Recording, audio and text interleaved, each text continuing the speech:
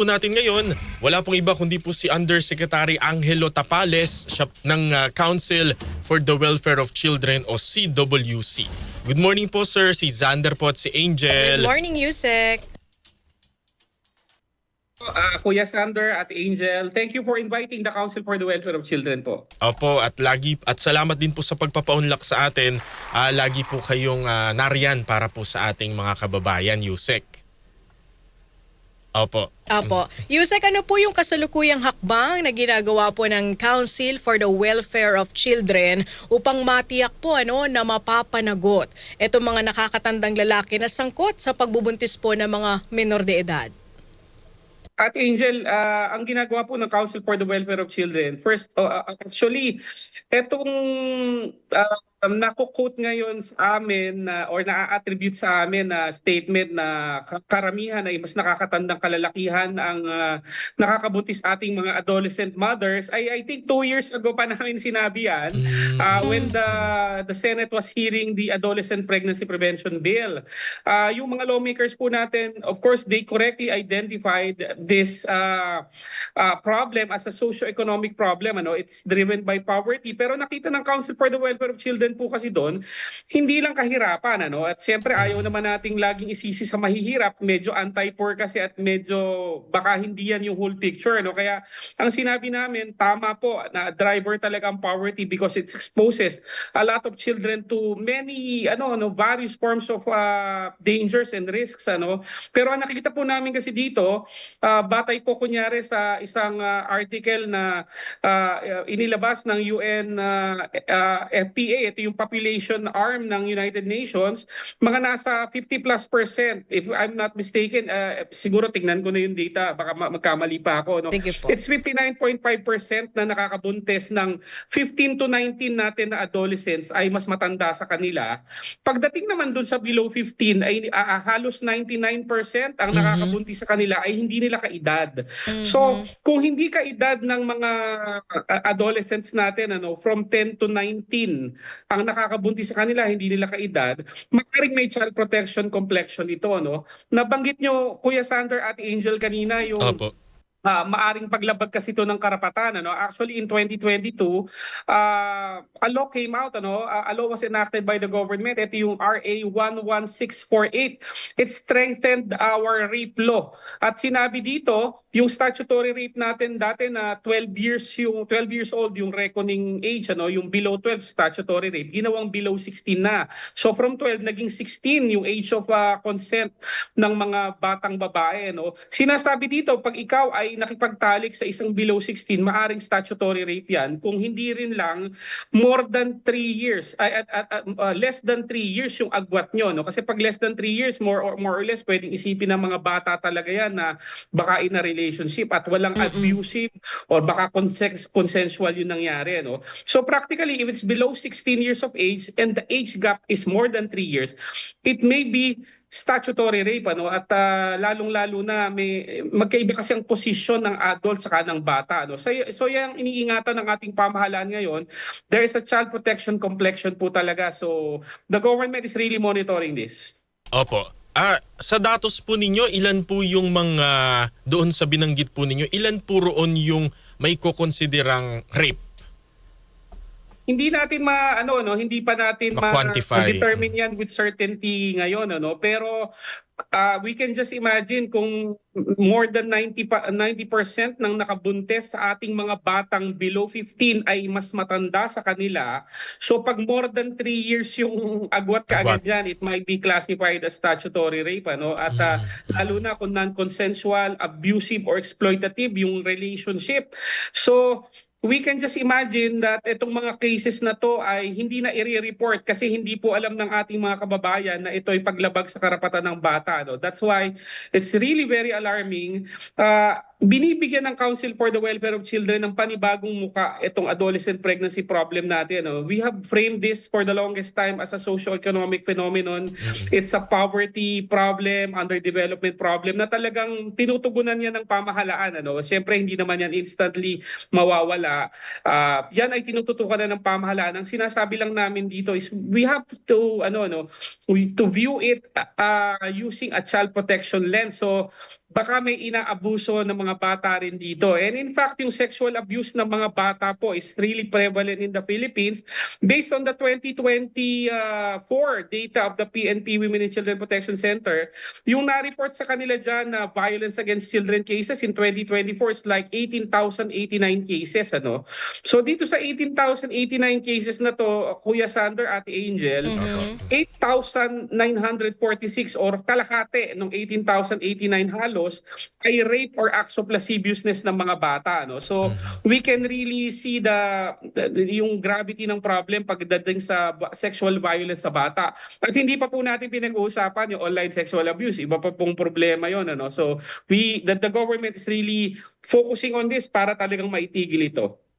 Yusek, meron po bang datos ang CWC kung saang mga lugar o lalawigan, probinsya po sa ating bansa ang mas talamak po itong kasong ito? Wala akong hawak na data ngayon, ano, but based on the data that we have seen in the past, usually kasi talaga yung rural areas natin, since this is really primarily driven by poverty pa rin talaga, dun talaga medyo mas matataas ang nabubuntis ng mga bata. I think the PSA data will also bear this out. Ano? So sa mga sa rural areas, impoverished areas, mga areas na hard to reach, yung mga geographically isolated and disadvantaged area, yung GIDA areas na tinatawag natin, since ang information and education talaga na push ng government, medyo dyan mas mahirap gawin, ano, doon nagkakaroon ng mga ganito. Ano? Tsaka, Ate Angel, itong adolescent pregnancy, sabi ko nga, wag natin itong itrato as an isolated problem. Ano? Yung child marriage na isang pinagbabawal na rin ng ating pamahalaan ay talagang nangyayari pa rin ngayon. Ano? Other than sexual violence, there are still illegal child marriages or informal cohabitations or unions involving children or an adult and a child.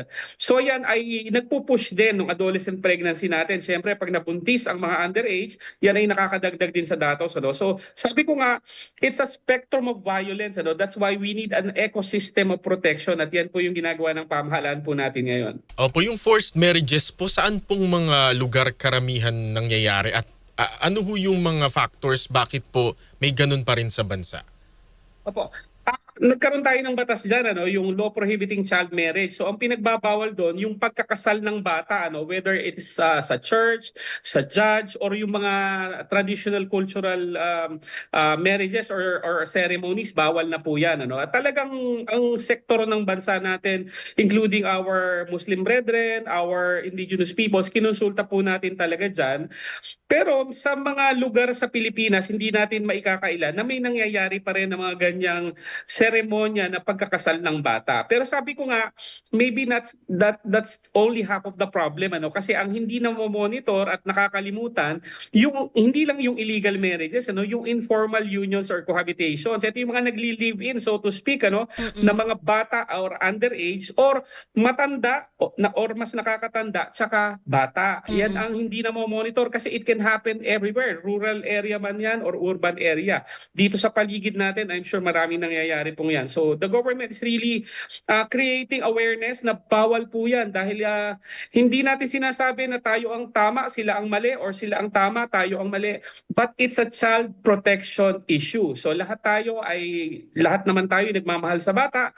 So it's a child protection issue. Protektahan po natin ang mga bata dahil yan po ay nakakasama sa kanila. May mga ganyang kaso pa rin kasi, Yusek, especially sa mga tribes po natin, ano, sa mga lalawigan, kung saan talagang pinagkakasundo yung kanilang anak doon sa mas nakakatanda, minsan nga higit sa doble pa. Ano yan? Parang dahil sa pera, Oo, sa mana, power, ganun? yung panunungkulan doon sa kanilang lupain, di ba, Yusek? Marami pong reasons, ano, Ate Angel, Kuya Xander, dun sa mga pag-aaral na nakita natin, ano, maliban sa poverty or economic, minsan nagkakaroon ng cohabitation or yung child marriage dahil kunyari to protect the family, ano, for protection, or kunyari hindi na kasi kayang palakihin ng parents, so ipinagkakasundo na yung mga bata, no? Kaya nagkaroon tayo ng batas na pinagbabawal talaga yan, hindi lang yung mga kunyari ang adult na nagpakasal sa bata, hindi lang yun ang mapaparusahan, pati yung mga nag-solemnize. Ibig sabihin, kung pari ka, judge ka, or tribal leader ka na gumawa nito, maaring may criminal liability. Ano? So, pero yun nga, again, it's only half of the problem. Marami yung informal unions and cohabitation sa paligid natin, and it's also driving adolescent pregnancy na tinatawag. Ano? Nakakabahala to, Kuya Sander. I think based on Opo. the DOH data, baka 9 years old yung pinakabata 9 years old? So, you can just imagine, baka 8 years old na buntis siya, then 9 years Grabe. old nanganak. So it's really there's really a child protection complexion. Ano? Kaya po, sinasabi namin, yun nga, no, we have to, while the family, of course, child protection starts within the family, we are closely working with the Department of Education kasi we really feel that reproductive health education, like what the DepEd is doing now and improving on, is really crucial para magkaroon ng kamulatan ng ating mga bata at saka yung mga dalagita at mga binata natin para makaiwas sa ganitong klaseng problema po. Binabanggit niyo po kanina pa na ito hong ganitong senaryo ho natin, isa ho sa mga reason ay yung sociological problems po, no, kahirapan, etc. Tama ho ba na isa ho sa mga senaryo, dahil halimbawa po, ipinanganak na mahirap, so yung kanilang bahay, yung sala, yun na rin yung kwarto, tabi-tabi, yung matanda, yung bata. Ganun ho ba yung ibang mga reason kung bakit po may mga sexual exploitation po sa mga bata? Kuya Sander, tama po yan. Ano? Again, sinabi ko nga, poverty is a driver of violence against children, sexual abuse, whether offline or online. Yung kahirapan, while hindi talaga siya reason para maltratuhin at abusuhin ng ating mga bata, we have to accept that it's really happening all over the Philippines. That's why it's the priority really of the government to address poverty.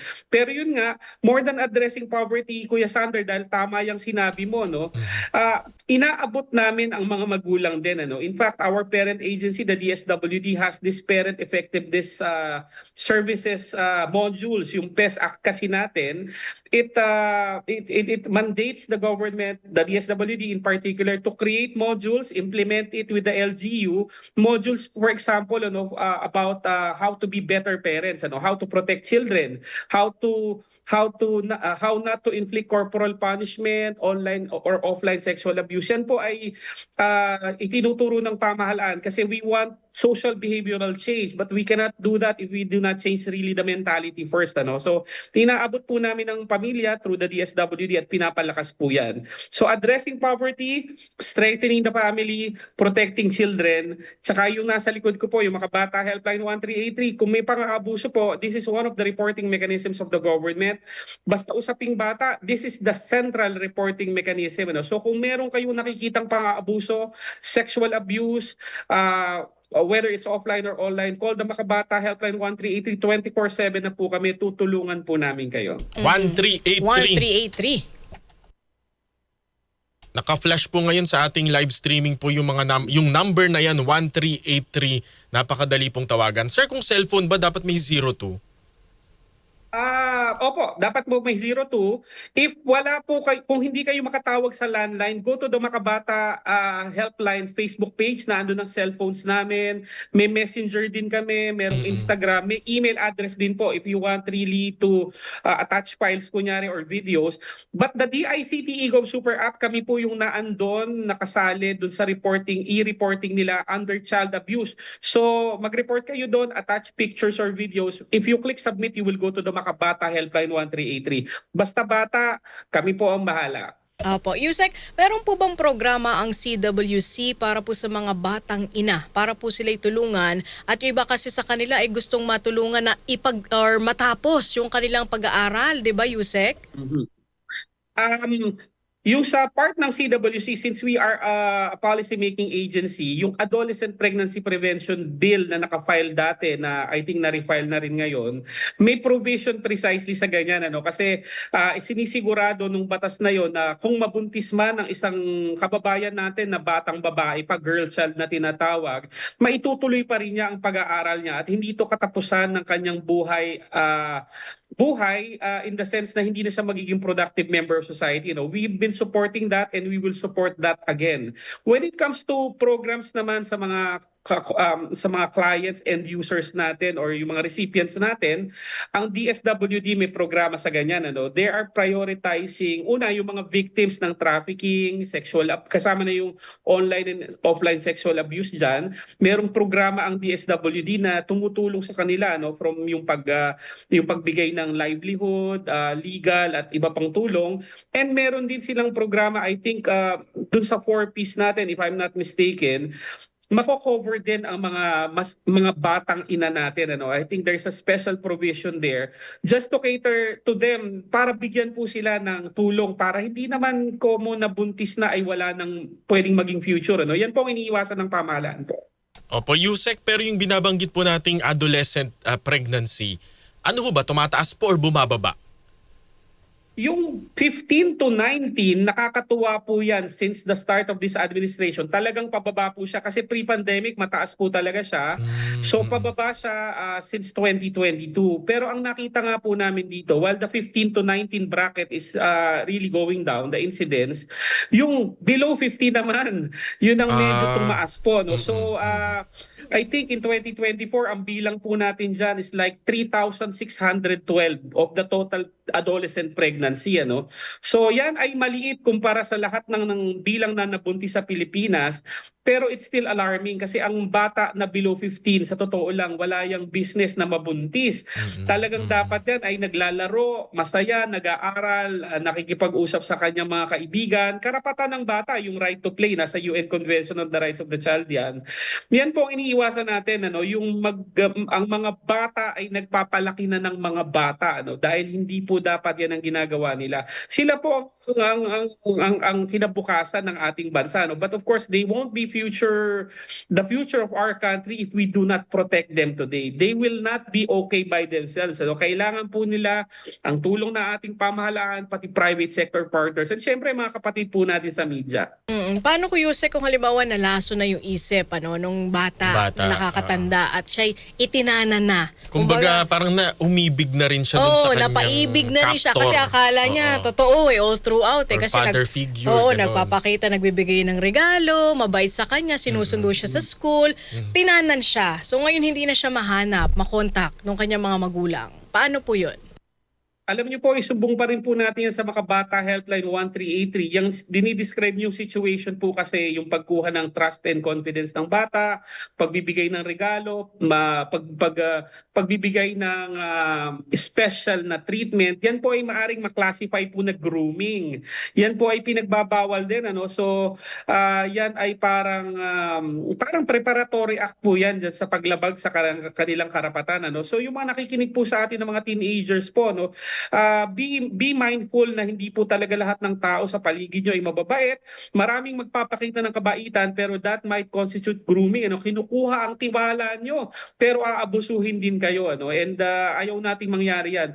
Sa anti-USAIC law natin may specific provision ng grooming kasi sa internet naman ang daan ng iba to abuse children online. So yan ay binabantayan din po natin. At dapat iwasan, be mindful po. Opo. At para po sa mga nakikinig sa atin, yung mga magulang o kaya pa yung mga kabataan na nanonood po at nakikinig sa atin, baka meron pong mensaheng Council for the Welfare of Children, Yusek Angelo. Opo. Para po sa mga nakikinig po sa atin at nanonood sa napakagandang programa natin po, tandaan po natin ang pamahalaan po ay hindi tumitigil sa pagtutok po sa mga bata. Naniniwala ang pamahalaan siyempre na ang mga kabataan ay ang pag-asa ng ating bayan. And naniniwala din kami na hindi dapat sila pabayaan at laging bantayan dapat dahil ang mga traditional safe spaces po sa atin ay hindi na po safe ngayon. Ang ating bahay, ang inyong mga kwarto ay naaabot na po ng internet, ng masasamang tao, mga taong mapagsamantala. Kaya mga mommies, daddies, bantayan po natin ang ating mga anak. Sila po ay may karapatan. At ika nga po namin sa Council for the Welfare of Children, sa bagong Pilipinas po kasi bawat bata ay mahalaga, kaya alagaan at protektahan natin sila. And with that, Yusek Angelo Tapales, ang Executive Director po ng Council for the Welfare of Children. Maraming salamat po sa pagbabantay at pangangalaga po sa ating mga kabataan, sir. Maraming salamat po. Have a nice day po. Maraming salamat po. Nakausap po natin si Yusek Angelo Tapales po ng Council